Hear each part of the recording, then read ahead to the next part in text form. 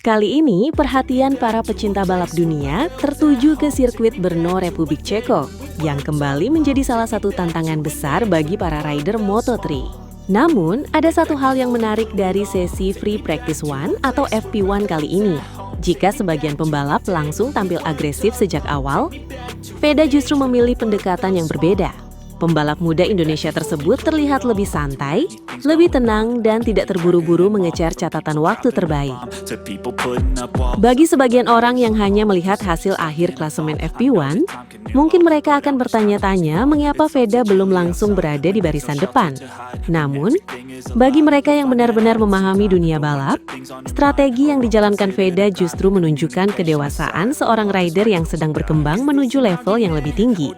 Pasalnya, Brno merupakan sirkuit yang masih tergolong baru bagi Veda.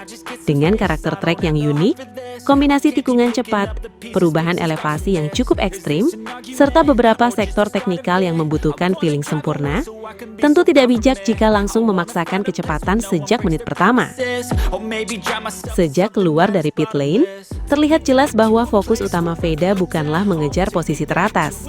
Ia lebih banyak mempelajari racing lane terbaik, memahami karakter aspal, mengukur titik pengereman, dan mencari ritme yang paling nyaman untuk dirinya. Setiap lap yang dijalani memiliki tujuan yang jelas. Veda tidak ingin membuang kesempatan latihan hanya demi catatan waktu sesaat.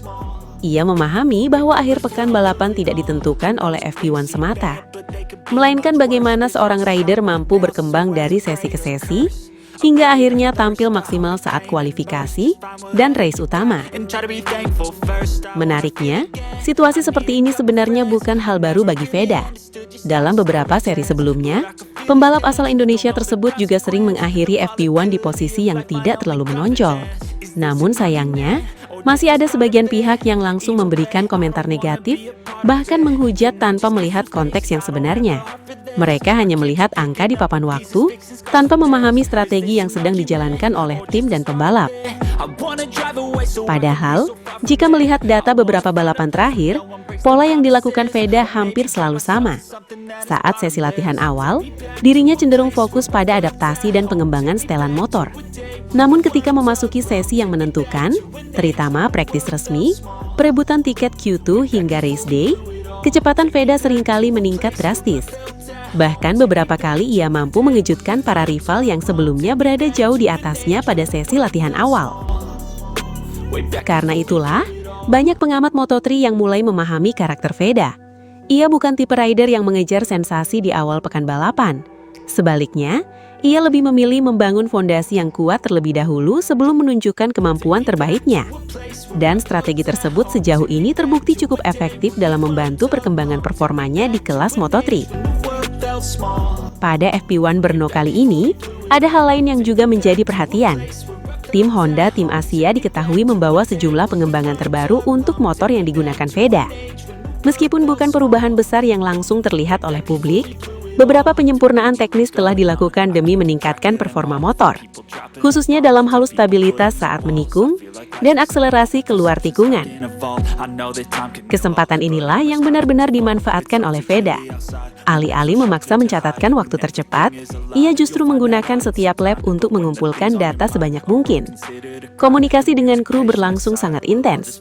Setiap kali kembali ke pit, Veda langsung berdiskusi dengan para teknisi mengenai respons motor, grip ban, hingga perilaku motor di berbagai sektor sirkuit. Semua masukan tersebut kemudian dianalisis untuk mendapatkan setting terbaik menjelang sesi berikutnya. Di balik kesibukan tim Honda Tim Asia, ada satu sosok yang tampak terus memberikan perhatian khusus kepada Veda, yaitu Hiroshi Aoyama. Mantan juara dunia yang kini menjadi figur penting dalam pengembangan para pembalap muda Honda itu, terlihat hampir selalu berada di dekat Veda selama sesi berlangsung. Aoyama beberapa kali memperhatikan monitor data telemetri, mengamati gaya balap Veda, lalu memberikan masukan secara langsung ketika pembalap Indonesia tersebut kembali ke garasi. Menurut sejumlah pengamat yang berada di pedok, Aoyama tampak cukup puas dengan apa yang diperlihatkan Veda sepanjang FP1. Bukan soal posisi di klasemen sementara, melainkan tentang bagaimana Veda mampu menjalankan instruksi tim dengan sangat disiplin. Setiap target yang diberikan berhasil dijalankan dengan baik, mulai dari eksplorasi racing line, evaluasi komponen baru, hingga pengujian beberapa setup berbeda. Momen yang paling menarik terjadi ketika Veda kembali masuk ke pit setelah menyelesaikan salah satu run panjangnya. Saat helm dilepas dan data mulai dianalisis, Aoyama terlihat memberikan beberapa arahan sambil sesekali tersenyum. Veda pun mendengarkan dengan penuh perhatian. Hubungan keduanya terlihat semakin solid dari waktu ke waktu. Aoyama tidak hanya bertindak sebagai mentor, tetapi juga menjadi sosok yang terus mendukung perkembangan mental dan teknis Veda di level dunia. Tak heran jika Aoyama disebut-sebut memiliki keyakinan besar terhadap potensi pembalap Indonesia tersebut. Ia melihat bagaimana Veda terus berkembang setiap seri. Kemampuan beradaptasi yang semakin matang, cara membaca situasi balapan yang semakin baik, dan ketenangan saat menghadapi tekanan menjadi alasan mengapa Honda terus memberikan kepercayaan penuh kepadanya. Sementara itu, Veda sendiri tampak menikmati setiap proses yang dijalaninya di Brno. Tidak ada ekspresi panik ataupun terburu-buru. Ia memahami bahwa perjalanan menuju hasil terbaik membutuhkan tahapan yang harus dijalani satu persatu. Fokus utamanya saat ini adalah mengenal sirkuit sebaik mungkin dan memastikan motor berada dalam kondisi optimal sebelum memasuki sesi yang benar-benar menentukan. Dan jika melihat rekam jejaknya selama ini, para penggemar Indonesia tentu punya alasan untuk tetap optimis. Sebab berkali-kali Veda membuktikan bahwa hasil FP1 bukanlah gambaran akhir dari performanya sepanjang akhir pekan. Justru saat tekanan mulai meningkat dan persaingan memasuki fase krusial, pembalap muda Indonesia tersebut seringkali menunjukkan kemampuan terbaiknya. Jadi Sobat MotoGP, jangan terburu-buru menilai hanya dari satu sesi latihan. FP1 hanyalah langkah awal dalam perjalanan panjang menuju race day. Yang terpenting saat ini adalah bagaimana Veda terus mengumpulkan pengalaman, memahami karakter Brno, dan memaksimalkan seluruh upgrade yang telah disiapkan Honda Tim Asia.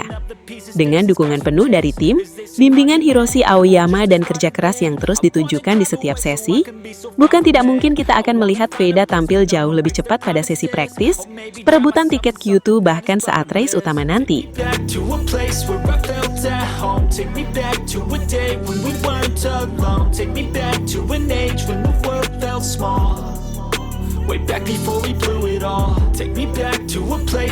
Terima kasih luar biasa untuk kalian semua yang sudah setia menonton sampai detik terakhir di channel Veda Ega Pratama atau yang kita kenal dengan VDPM Moto.